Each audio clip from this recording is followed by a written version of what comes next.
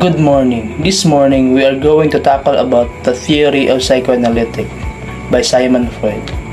Let us know first, who is Sigmund Freud? Sigmund Freud, born in 1856 to 1939. It is a Jewish background though a bored atheist. Lived in Vienna until Nazi occupation in 1938. Had medical background, wanted to do neuropsychologic and research. Private practice in nervous brain and disorders. Okay, let's have first the overview of psychoanalytic. One might consider that Freudian psychoanalytic theory is basically a family theory, as Freud considered how the individual develops over time within the context of a family, specifically interacting with mother and father, later siblings. Psychoanalytic theory was the first of the many psychodynamic theories to follow many within a direct line from Freudian thinking. Freud believes that discovered the unconscious, which is the basis for all psychodynamic theories. Psychodynamic theories hold that human behavior is primarily the function of reaction to internal, thus mostly unconscious stimuli, instinct, urge, though. Also, behavioral theories, on the other hand, hold that behavior is in response to external stimuli. Responses are learned and over time appear as automatic. Some would hold the possibility of eternal stimuli. However, such cannot be seen and measured and thus are not fit subject for science. Phenomenological theories hold that the human is in the process of becoming and just is. Also, psychodynamic theories are derived from the Freud original concepts with addition of new knowledge and information. More recent theories are known as Neo-Freudian. View it in a practice as Freud once did. Psychoanalysis was not conceived as just a method of treatment, but also as a training method for new analysis. Basically, it was an attempt to surface and interpret all material located in the unconscious. This process was deemed to be curative for the patient. The Freudian stages were oral, anal, oedipal, latency, and genital. Observation of infant revealed to him the preoccupation with feeding and nurturance, excretion and toilet training, discovery of genitals and sensation from erogenous zones.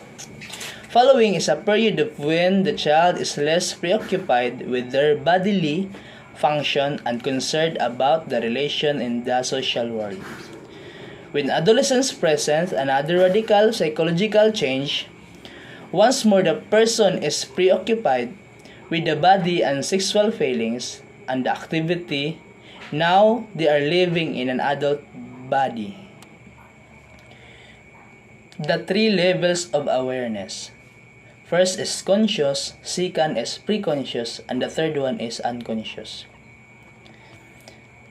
Conscious, current content of mind that you're actively thinking of, or what we call working on memory, or easily assess all the time. And preconscious is content of the mind you are not currently aware of, or those memories, knowledge, wishes, feelings, and available for easy access when needed. While unconscious contents kept out of conscious awareness, not accessible at all, and processes that actively keep this thought of awareness. And then let's move to the Freudian components of personality, the id, ego, and superego.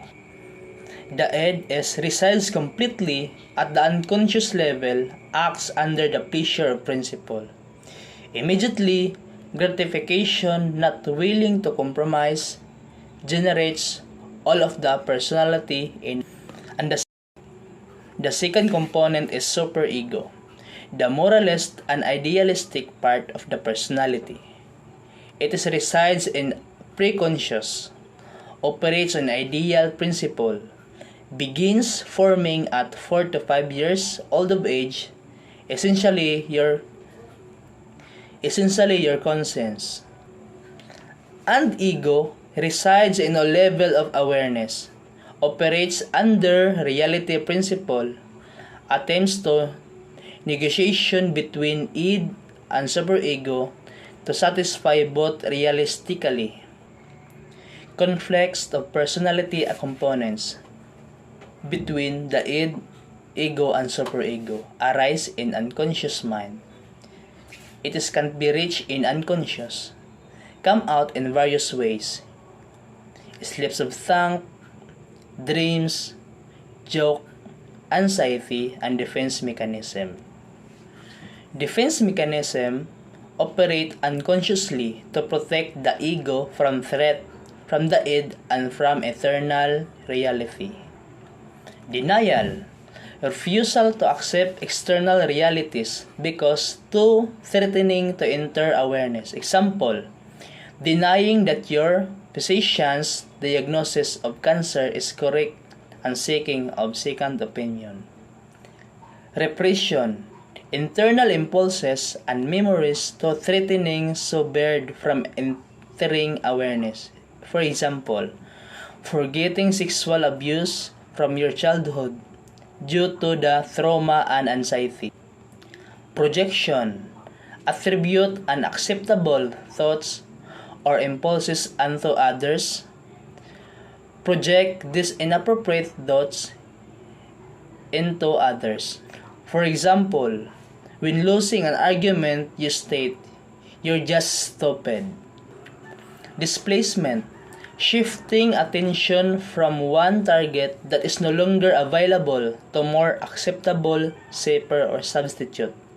For example, slamming a door instead of hitting a person, yelling at your boss after argument with your boss.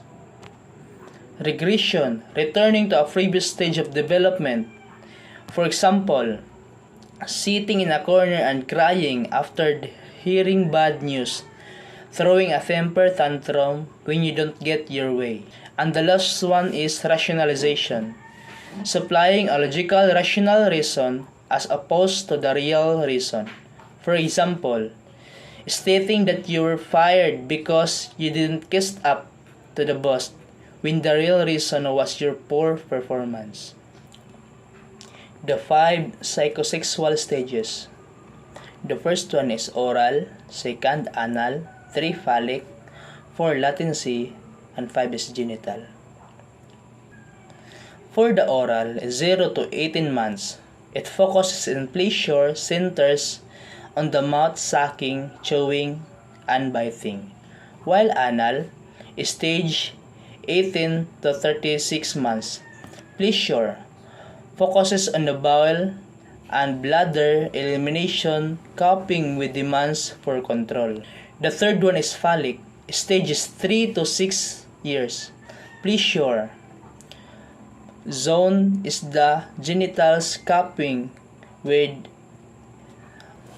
The third one is phallic, is 3 to 6 years. Pleasure's zone is the genitals coping with incesto-sexual feelings. The fourth one is latency, stages 6 to puberty, focuses on dormant sexual feelings. And the fifth one is genital, stages puberty on, focuses on maturation of sexual interest. And that's all for this morning. Thank you for your listening.